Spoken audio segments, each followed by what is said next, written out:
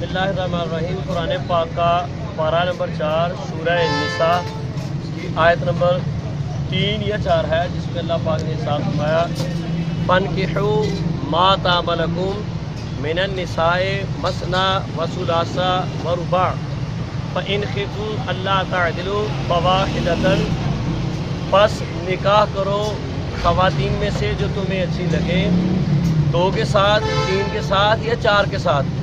और अगर तुम्हें ये डर है कि तुम अदल नहीं कर सकते उनके दरमियान, फिर एक के साथ भी निकाह करो।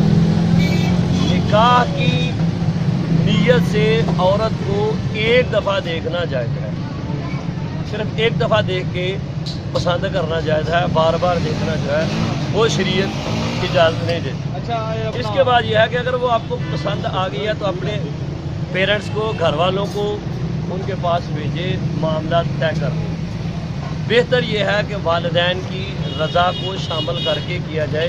अक्सर देखा गया है कि जो माँ बाप की रज़ामंदी के बरक्स मामला होते हैं, वो 2 माह में सारी मोहब्बतें निकल जाती हैं, 2-3 माह में ही सारा कुछ उनका उल्ट हो जाता है। फिर वो ना माँ बाप को मुंह दिखाने के काबिल रहते हैं, ना अजीज़ों कारब को मुंह नहीं दिखाने कारी के साहब, काबिल रहते हैं। अगर लड़का और लड़की आपस में एक दूसरे को मतलब पसंद करते हों, चाहते हों, तो उनको उनके वालिदैन अगर वो इजाज़त ना दें, लेकिन हमारा माशरा इसको पसंद नहीं करता।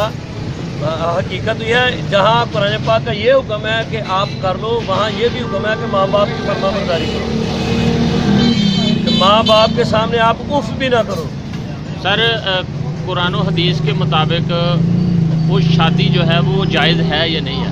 कुरान और हदीस, शादी तो जायज़ हो जाएगी, शादी तो जायज़ हो जाएगी, मगर माँ बाप को भी शामिल करना ज़रूरी है। यही तो नहीं कि आप एक चाहत के लिए 10 चाहतों का कत्ल कर दो। साहब और ज़बरदस्ती कर दी जाए तो फिर वो गुनाहगार माँ बाप है या नहीं गुनाहगार? क्या अगर बच्ची की या बच्चे की शादी किसी और के साथ ज़बरदस्ती कर दी, नहीं, ऐसा नहीं होना वो चाहिए। शादी नहीं है मेरे ख्याल से, या वालिदैन नहीं, शादी वो भी शादी होगी, लेकिन वालिदैन को चाहिए कि जब औलाद जवान हो तो फिर उनकी मर्ज़ी के मुताबिक करे।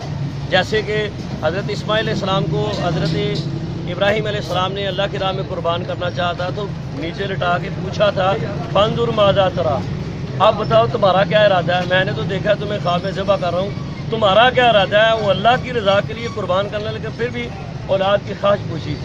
तो पूछना ज़रूरी है, अच्छी बात है औलाद के साथ। इसी असल में एक मरहला होता है जब औलाद जवान होती है, माँ बाप अपने भी औलाद के साथ मुशावरत करें, उनको वक्त दें।